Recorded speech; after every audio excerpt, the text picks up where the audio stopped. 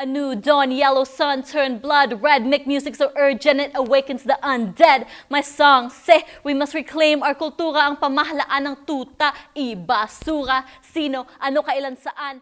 When I moved up to Seattle, I got involved with Filipino community organizing. I kind of proposed this project to organize an all-women's hip-hop show. I was already performing, but not really, haven't really fully come out as an MC at that point. I was asked to perform and I was like, sure, I'll write a rap. And so the show itself was just really successful and there was a lot of community support around it. So I continued to write and I got better.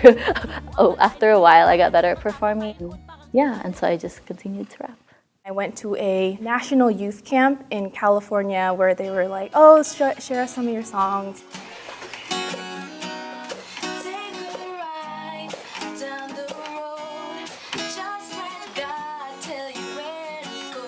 One of the moms there recorded me and put it on YouTube and shared it with everybody from that national youth camp, and it got so many views.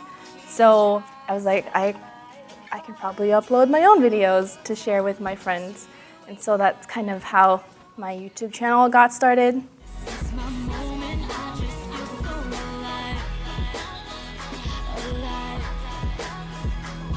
I grew up a very big fan of poetry. When I close my eyes to see the future, it excites me. Right now when it might be, right down to the mic seat. So for me, the reason why poetry was such a big part of my life was I thought it was amazing how people could take words, right? Things that you can't tangibly touch and you can express or paint very vivid images. Wait, here it is now. Hello, it's nice to meet you and greetings from my people. Speaking of a sequel. One of the songs I came across was a song called Got Rice. I don't even know who was by, but when I first heard it, I was really embarrassed, and I thought to myself, there's no way this is how Asians are represented, because this is a terrible song. I grew up listening to a lot of the legends like Notorious B.I.G. and Rakim. I think that's kind of originally how I started getting into music, was out of anger and embarrassment.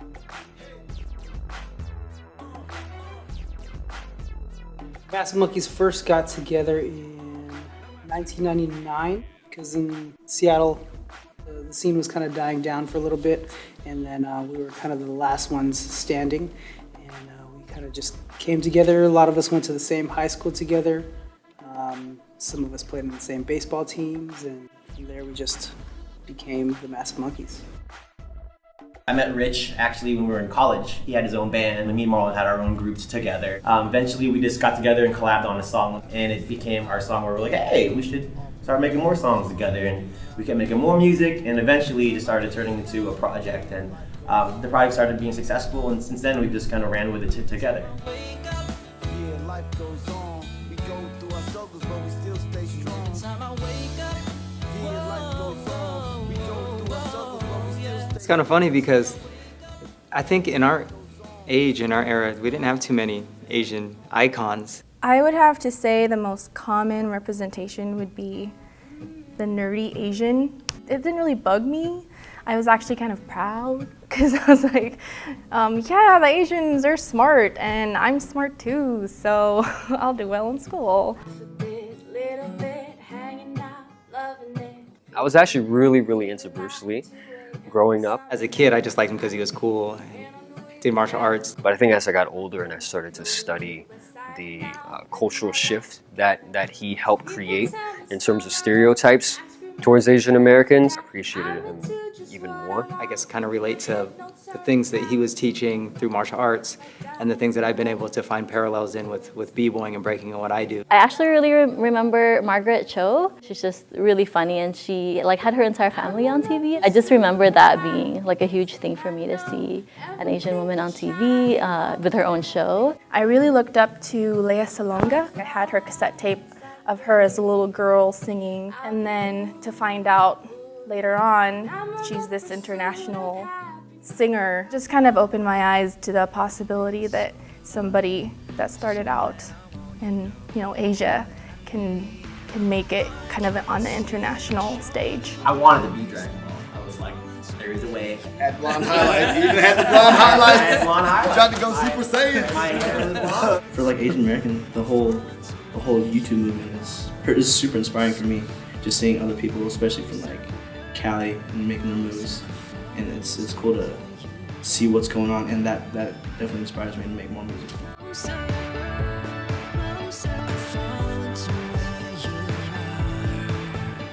It was summer when we met and I felt this feeling like a sweet rush. I was breathless. We sang to the moon knowing I was leaving soon, but we wished that moment could be endless. Pursuing music itself has its own risk, but being Asian American with a different culture adds on to the challenge.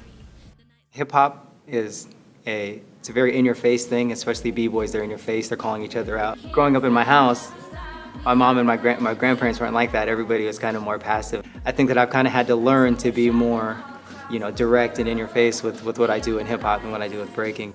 One thing growing up, I was like, okay, well, I really like hip hop and I really like R&B and I really like rock and I like all these, more westernized music.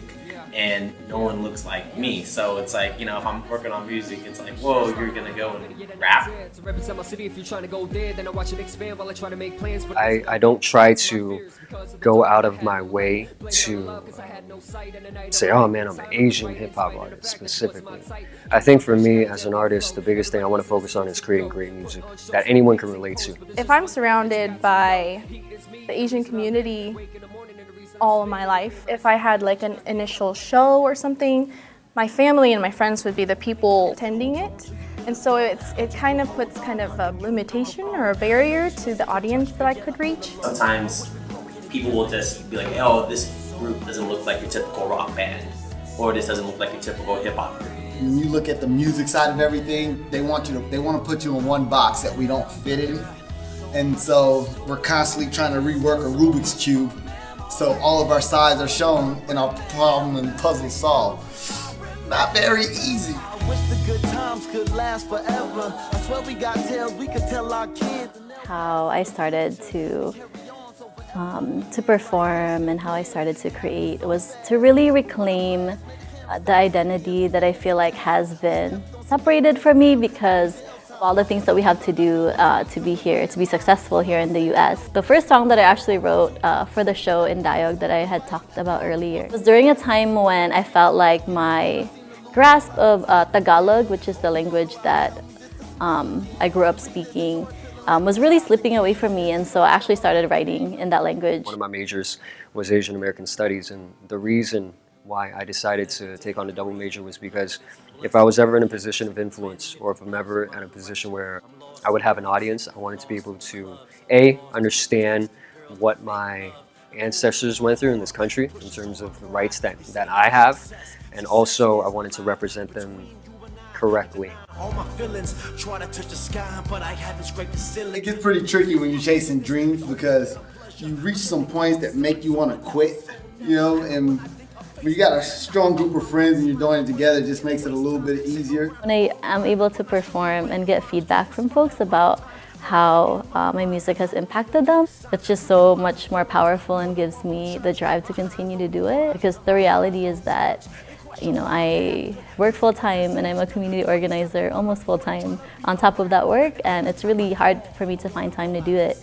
But because of how many people have shared with me how impacted they've been, I continue to make music. Honestly, what I just want to accomplish as an artist would be to reach my artistic potential, whatever that looks like. What goes along with that is to be able to share that with other people in a meaningful way and not just to, get fame or money for it. We're sharing the culture, the hip hop culture, which, now I think is being, greatly accepted as a tool for youth outreach and something that's getting kids involved in positive things. So, along with our youth programs and after school programs, and then now our new studio, I think that we have a good platform to share a lot of those things that we're learning.